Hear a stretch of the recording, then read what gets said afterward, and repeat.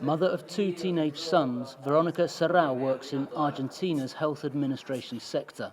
She has only recently been able to take a week's holiday since last year's outbreak of the coronavirus pandemic.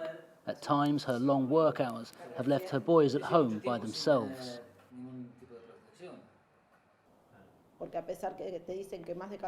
It is said that children over 14 years old can be home alone and look after themselves, but not all kids are the same. They cannot all follow online teaching. Both of Veronica's sons are considered high risk for severe illness from COVID-19. 17-year-old Juanfran suffers from attention deficit disorder and is asthmatic. 14-year-old Maximiliano receives treatment for epilepsy and cannot spend an extended time in front of a screen.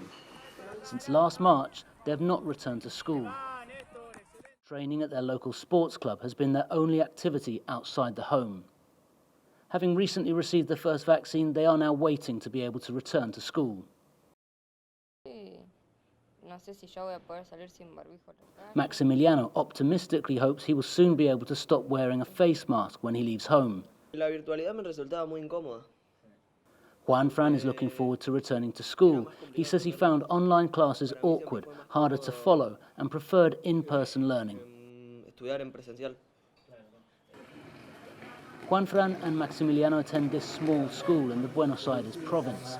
The director says they are seeing the negative effects of a prolonged period of time away from school among many students.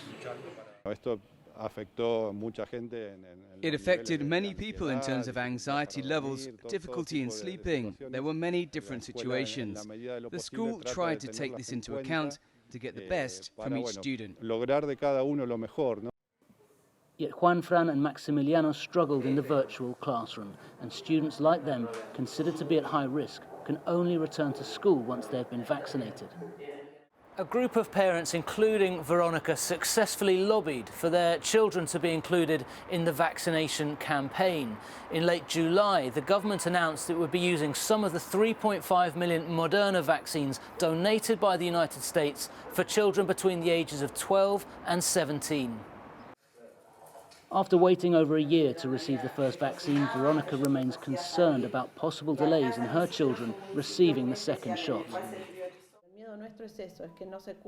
Our fear is that they don't get the second dose on time. We hope that doesn't happen.